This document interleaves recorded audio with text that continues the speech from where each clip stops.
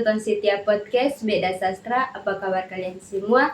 Hari ini kita akan membahas sebuah novel yang berjudul Argantara, karya Valestiana, tahun terbit 2021. Di sini saya tidak sendiri, ada narasumber kita yang bernama Halo, nama saya Zuferniari Diantarkai. Baik, di sini dia yang akan temani kita untuk membahas novel tersebut. Kakak Ona bisa cerita sedikit tentang novel Argantara. Oke, dengan senang hati. Jadi awal cerita dari novel ini diperkenalkan seorang anak remaja laki-laki yang bernama Argantara Reinhard, biasanya dipanggil Arga. Jadi dia adalah siswa SMA Guna Citra yang dikenal sebagai pemimpin geng pemimpin geng Akberos. Arga punya sifat keras kepala, dingin dan juga pemberani. Dia itu jarang menunjukkan emosi dan cenderung menutup diri dari orang lain. Karena sikapnya yang seperti itu, dia diam-diam juga dikagumi oleh banyak orang. Jadi Arga ini hidup tanpa arah yang jelas karena hubungan dengan keluarganya tidak harmonis, dan terutama dengan ayahnya. Jadi dia ini dia ini tumbuh dengan rasa marah dan kesepian, dan dunia geng itu menjadi tempat pelariannya. Namun dari segalanya mulai berubah ketika si Arga ini bertemu dengan Sierra, yang nama bayinya itu Sierra Anastasia, yaitu siswa pindahan yang ternyata merupakan mantan ketua OSIS di sekolah lamanya. Jadi Sierra adalah sosok yang sopan, cerdas, dan berkepribadian kuat. Penampilannya sederhana tapi berwibawa. Saat pertama kali bertemu Arga, mereka langsung salah paham dan berdebat kecil. Jadi Sierra tidak suka dengan sikap Arga yang arogan, sementara Arga merasa tertantang oleh ketegasan dari Sierra. Jadi pertemuan itu meninggalkan kesan mendalam. Jadi bagi Arga, Sierra adalah sosok yang berbeda dari siapapun, dan bagi Sierra, Arga adalah laki-laki teka-teki besar seorang anak yang tampak kasar tapi punya tatapan penuh luka. Dan kedekatan mereka dimulai secara tak sengaja ketika Sierra menolong Arga yang terluka parah akibat perkelahian antara geng. Dan Arga mulai dan dari situ Sierra mulai melihat sisi lembut Arga, dan Arga mulai tertarik juga pada Sierra. Jadi hubungan mereka pun berkembang perlahan. Hubungan mereka berkembang perlahan. Arga yang dulu cuek mulai berubah. Arga yang dulunya dia cuek mulai berubah jadi lebih peduli. Mereka saling bercanda, saling menantang, tapi juga saling menjaga. Namun kehidupan Arga juga tidak mudah.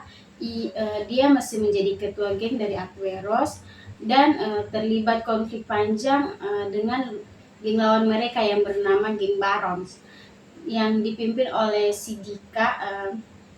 Tapi Dika itu punya tangan kanan yang namanya Bara. Jadi yang dikenal oleh orang-orang tuh pemimpinnya tuh Bara, tapi yang sebenarnya pemimpinnya itu Dika. Jadi persaingan antara Akberos dan Barons itu sudah seperti api dan bensin. Jadi sedikit saja tersulut pasti meledak. Jadi masalah makin panas ketika salah satu anggota Akberos disakiti oleh Barons, membuat Arga ini murka dan memimpin untuk ingin membalas dendam. Tapi si Sierra tahu kalau Arga itu berbahaya, tapi dia juga tahu bahwa si Arga ini punya hati yang baik. Dia mencoba menasihati Arga agar berhenti dari dunia geng dan fokus pada masa depan. Namun perubahan itu tidak disukai. Sebagai teman gengnya si Arga, mereka mereka melihat bahwa Arga ini melemah sejak mengenal Shira. Sementara dari pihak lawan atau Dika dan Bara ini makin gencar untuk menantang Arga. Jadi di tengah semua kekacauan itu muncul sebuah kenyataan mengejutkan bahwa ternyata orang tua dari Arga dan Shira sendiri sudah saling mengenal sejak lama, dan mereka menjodohkan Shira dan Arga sejak lama. Kabar itu membuat keduanya terkejut ya. Jadi mereka terkejut dan marah juga. Jadi bagi Shira, Arga adalah sosok terakhir yang ia membayangkan untuk dijodohkan. Sementara bagi Arga, perjodohan terasa seperti belenggu baru setelah ia mencoba keluar dari kendali orang tua atau keluarga. Jadi awalnya mereka berdua itu menolak keras, tapi mereka akhirnya tidak bisa menghindarinya. Mereka harus menjalani hubungan yang kini bukan hanya karena perasaan, tapi juga karena ikatan keluarga yang sulit diputus. Terus meski begitu, perjodohan ini justru membuat hubungan mereka itu berkembang lebih dalam. Jadi di balik pertengkaran dari penolakan muncul rasa saling mengerti, dan perlahan cinta yang tulus mulai tumbuh di antara mereka.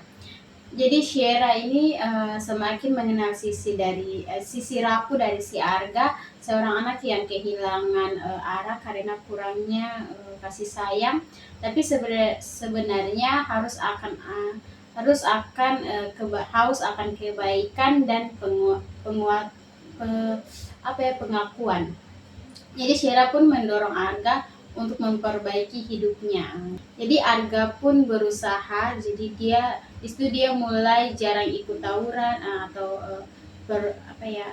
tawuran, dan memperbaiki nilainya di sekolah, dan mencoba berbicara dengan keluarganya lagi. Jadi dia mulai menjalin komunikasi yang baik dengan keluarganya lagi. Namun yang kita tahu juga, jalan menuju sebuah perubahan itu tidak semudah itu ya. Jadi konflik antar geng kembali memuncak, di mana Dika dari geng Barons tahu bahwa Shira adalah kelemahan Arga dan mencoba untuk memanfaatkannya. Jadi sebuah perkelahian besar terjadi antara Akberos dan Barons, dan Arga ini terluka parah. Jadi kejadian itu membuat Shira hancur. Dia merasa bersalah karena pikirnya kalau bukan karena dirinya, Arga tidak akan berharap keputusannya bisa membuat Arga benar-benar berhenti dari dunia geng. Jadi namun kehilangannya Shira justru menjadi titik balik bagi Arga. Tanpa Shira hidupnya terasa hampa. Jadi dia sadar bahwa selama ini hanya Shira yang membuatnya ingin menjadi lebih baik. Arga lalu mengambil keputusan besar. Dia membubarkan Akberos dan mendamaikan anggotanya dan meminta maaf pada keluarganya. Dan dia benar-benar meninggalkan dunia jalanan dan berjanji pada dirinya sendiri untuk menjalani hidup yang lebih berarti lagi. Jadi beberapa waktu kemudian Arga dan Shira kembali bertemu. Pertemuan itu penuh emosi, ada luka, rindu, tapi juga rasa bangga karena keduanya sudah tumbuh menjadi pribadi yang lebih dewasa. Jadi Arga juga berjanji kepada Shira bahwa dia tidak akan kembali pada kehidupan lamanya. Ia ingin menjalani masa depan yang damai dan jauh dari kekerasan. Di akhir cerita ini, Arga benar-benar berubah dari anak yang geng motor yang keras kepala. Ia menjadi sosok yang tenang, bijak, dan penuh tanggung jawab. Dan Shira tetap menjadi inspirasinya, dan cinta mereka itu menjadi simbol perubahan dan harapan. Jadi hubungan mereka mungkin tidak sempurna, tapi keduanya itu tahu bahwa mereka saling menguatkan, saling menyembuhkan, dan sama-sama belajar arti cinta yang sesungguhnya. Oke, ceritanya sangat menarik. Saya punya pertanyaan buat Kak Ona. Apa yang membuat Ona tertarik untuk membaca novel itu? Oke, baik. Jadi yang pertama kali yang membuat saya tertarik yaitu justru dari judulnya, di mana dengan judul Argantara sendiri itu kedengarannya elegan dan misterius. Dan setelah baca sinopsisnya, saya semakin saya semakin penasaran karena temanya tentang perjodohan remaja, di mana topik yang klasik tapi dikemas dengan cara yang modern. Jadi selain itu novel Argantara sendiri juga sudah punya komunitas pembaca yang kuat sebelum diterbitkan. Dan saya jadi penasaran juga kenapa banyak yang merasa terhubung dengan cerita ini. Setelah ditelusuri ternyata cerita ini juga berkaitan dengan kehidupan kita. Oke, pertanyaan yang berikut itu, apa konflik utama dari novel Argantara? Mungkin lagi. Jadi konflik utamanya itu terletak di benturan antara kehendak pribadi dan harapan orang tua atau keinginan dari orang tua. Jadi kan Arga dan Shira itu dijodohkan karena wasiat orang tua. Padahal keduanya itu masih muda dan punya kehidupan masing-masing. Jadi dari situ muncul konflik emosional di mana mereka harus berhadapan dengan pilihan menolak atau menerima suatu keadaan yang tidak mereka inginkan. Dan tapi dari situ yang bikin menarik itu tidak hanya menggambarkan sekedar drama percintaan, tapi juga tentang tanggung jawab, nilai keluarga, dan juga kedewasaan. Oke, yang berikut lagi, kalimat atau kutipan yang diingat oleh Ona dari novel tersebut. Baik, jadi kutipan yang paling saya ingat yang ada di novel ini yaitu ada suatu kutipan yang mengatakan bahwa ingat siapa saja yang menemanimu di titik terendahmu, dan jangan lupakan siapa yang menertawakanmu di titik terendahmu. Oke, mungkin ada pesan atau ajakan untuk teman-teman penonton? Baik, ada pesan dari saya untuk teman-teman semua. Kita harus membaca dan mencintai karya sastra Indonesia untuk menghargai penulis-penulis muda yang ada di Indonesia. Jadi ayo mari kita membaca dan mencintai karya sastra Indonesia.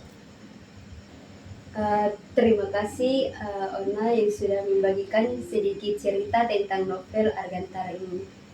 Untuk teman-teman penonton, jangan lupa membaca karya sastra Indonesia. Sekian dan terima kasih.